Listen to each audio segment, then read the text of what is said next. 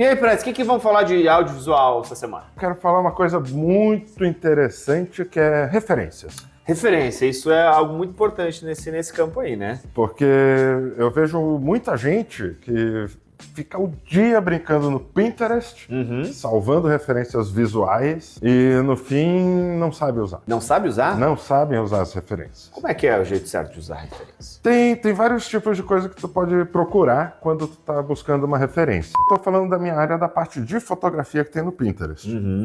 Porque muita gente salva as referências pensando em pose. Pose é legal. Só que aí esquece de ver a iluminação, esquece de ver a direção de arte que tem na fotografia.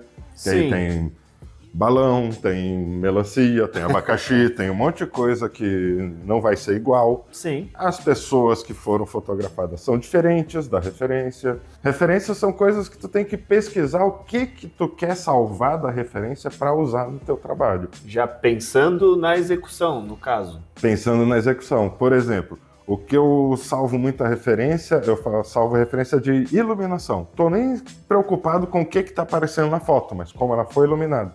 Se vai ter uma luz dura, se vai ter uma luz suave, de que ângulo vem a luz para poder criar a sombra, porque a sombra é importante, tão importante quanto a luz na fotografia.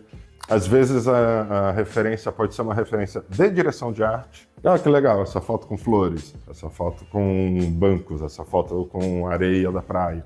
E aí depois tu vai poder misturar essas coisas, né? Tipo, dependendo do contexto, aquela direção de arte vai ser tua referência, mas não naquela iluminação ou naquele ambiente. A direção de arte é uma coisa que pode ser feita em outra iluminação, pode ser feita em outro ambiente. Por exemplo, eu gosto muito de foto escura. Eu gosto muito de trabalhar sombra nas minhas fotos.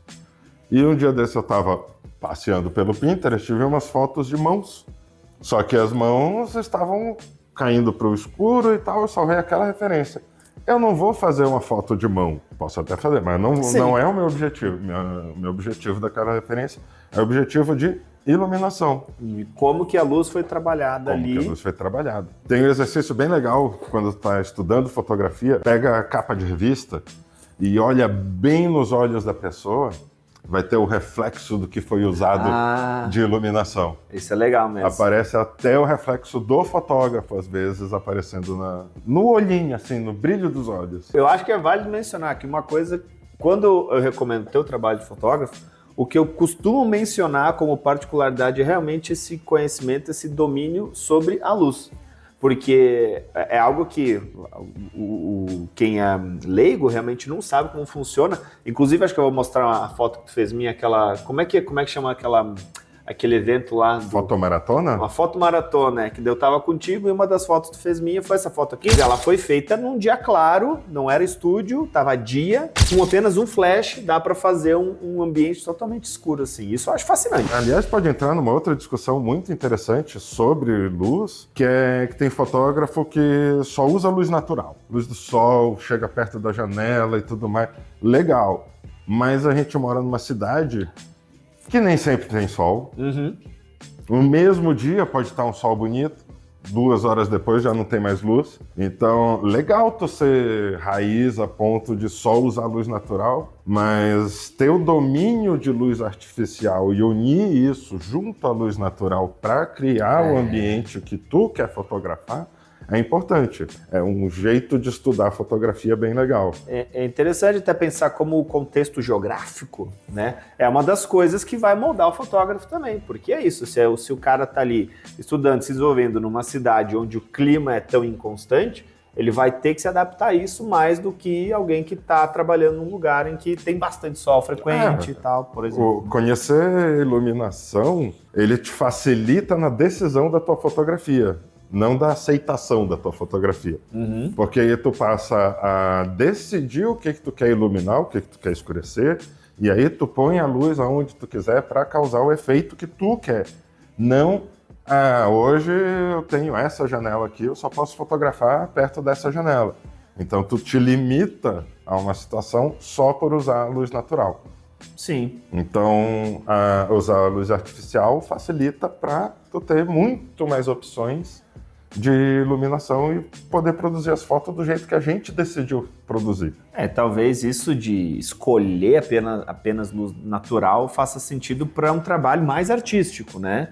Agora, quando tu tá prestando serviço e tendo que se adaptar a mais situações, tu não pode ser tão limitado assim. E até a questão de artístico ou não, com luz artificial a gente faz o que a gente quiser. Sim, Inclusive com luz artificial a gente faz parecer luz natural. Tem muita foto aí que não se sabe. Isso daqui tá bem iluminado, a gente tá com 6 luzes aqui, e não teoricamente. Aparece.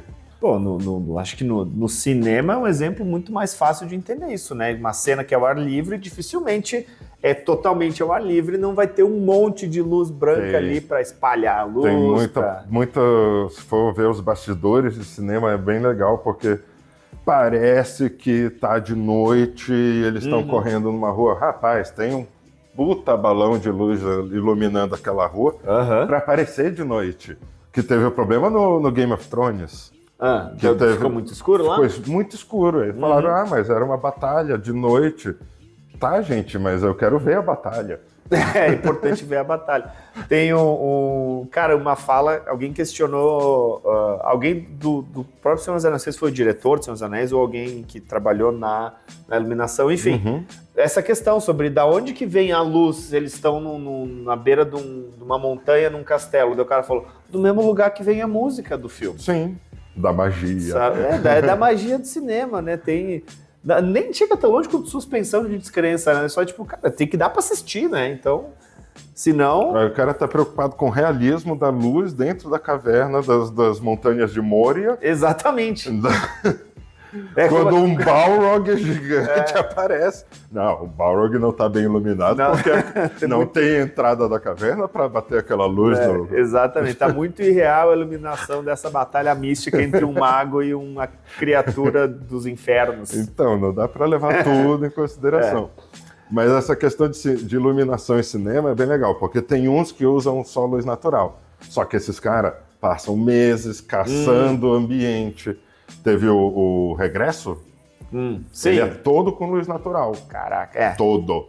Só que eles tiveram que viajar para não sei quantos países, porque cada vez que eles iam gravar tinha que estar nevando, tinha que estar no final da tarde ou no começo da manhã, para poder o sol estar na posição certa.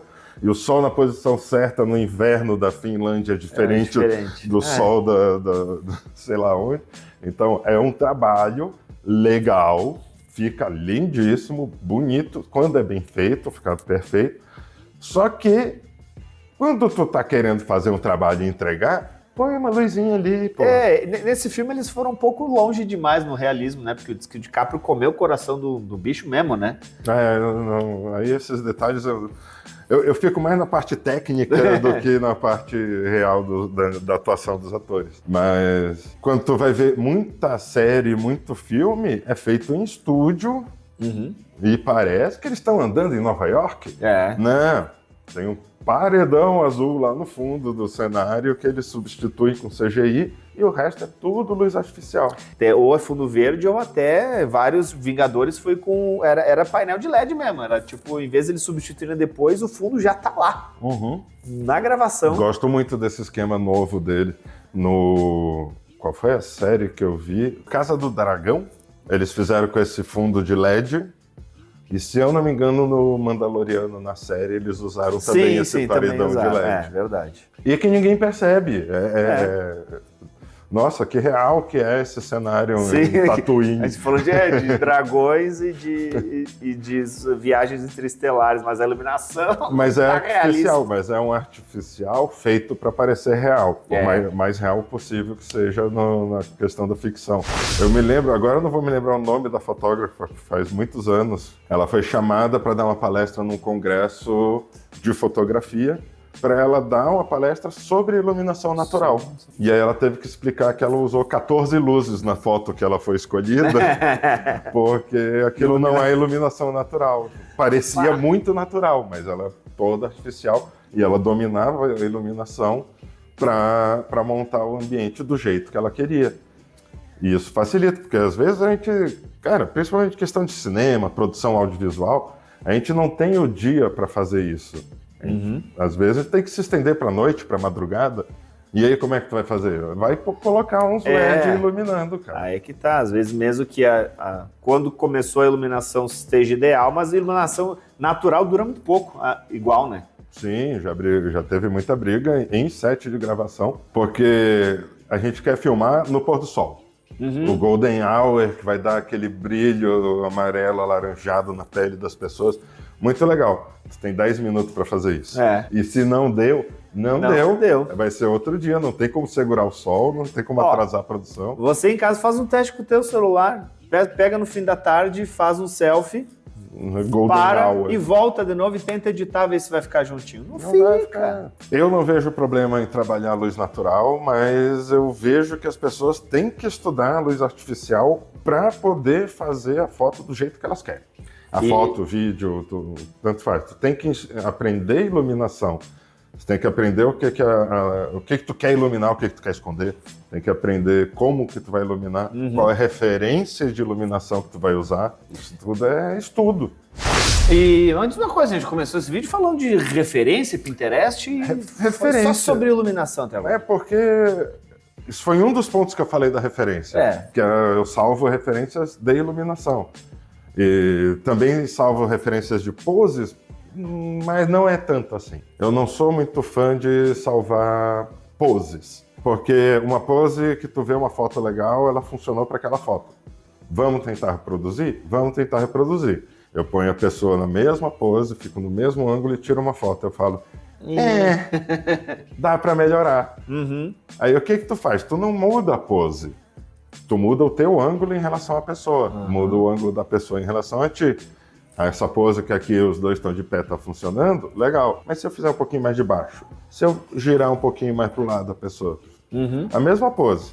De uma pose dá para tirar umas 5, 6 fotos legais. Salva a pose como referência, mas saiba explorar a pose em várias outras situações. Eu acho que aí entra aquele tópico, né? Que referência é uma coisa e cópia é outra. Existem pontos em que cópia não necessariamente é uma coisa ruim, né? Que não é necessariamente plágio. Mas tem que entender se você está copiando por algum motivo específico ou é realmente só uma referência para você partir daquilo para criar outra coisa, né?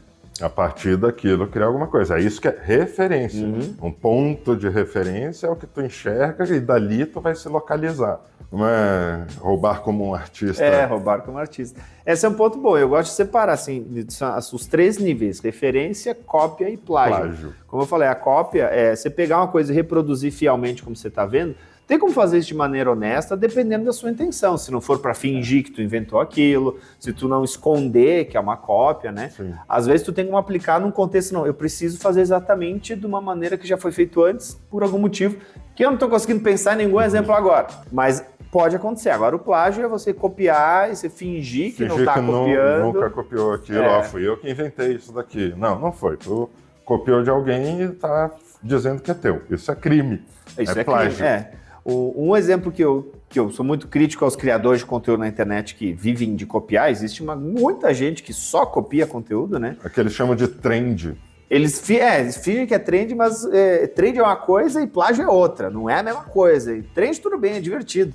Mas você pegar um outro vídeo que alguém já fez, que dezenas de pessoas já fizeram, não é trend, continua a ser só uma sequência de cópias. Isso. O que eu sempre falo sobre manter uma referência e por que é importante estudar os clássicos. Estudar quem já fez há muito tempo, quem ficou conhecido por fazer bem feito. Tu vai lá e vê o que a pessoa fez e entende por que aquele trabalho é bom. Ou tem uma questão de iluminação, ou tem uma direção de fotografia, direção de pose, ou tem outro aspecto daquela fotografia de alguém já conhecido, já famoso por isso, e tu usa aquilo como referência para se inspirar e fazer um trabalho único. Porque o que a gente usa muito como referência na fotografia, na parte de iluminação? Rembrandt, que é um pintor, tem a Paramount, que é uma produtora de cinema. De cinema mesmo, o nome de iluminação Paramount era a iluminação padrão que eles usavam para os atores, para as fotos dos atores. Fazer aqueles cards de casting. Era uma iluminação bem padrãozinha, que é parecida com essa. É uma luz bem superior e tinha uma mais de baixo para suavizar as sombras, que aqui a gente não tem. Aí na questão de sombras tem Caravaggio. Caravaggio era um pintor também, que ele trabalhou um termo que se chama chiaro-escuro, que é o claro e escuro. Não me diga! Porque ele fazia trabalhos que caíam muito para o escuro, mas as partes claras estavam bem definidas. Então ele tem um trabalho muito legal, que aí esse é um dos que eu gosto de ver, porque o meu trabalho é muito voltado para sombra mais do que para luz. Quer dizer, as fotos são mais escuras do que claras. Óbvio que tem luz, mas eu gosto de trabalhar as sombras. Ah, sim, entendo. Então Caravaggio é uma boa referência, mas eles são referências. Eu não vou pegar um quadro do cara e fazer igual.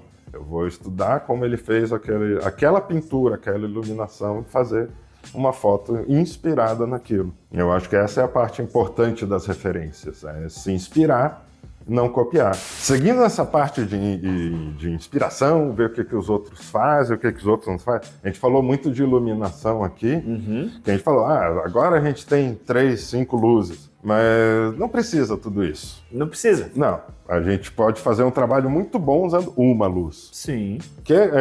Aí eu puxo de novo a brasa para minha sardinha. Estamos aqui para isso. Estamos aqui para isso, né? Eu gosto de usar uma luz quando eu estou fotografando. Um flash.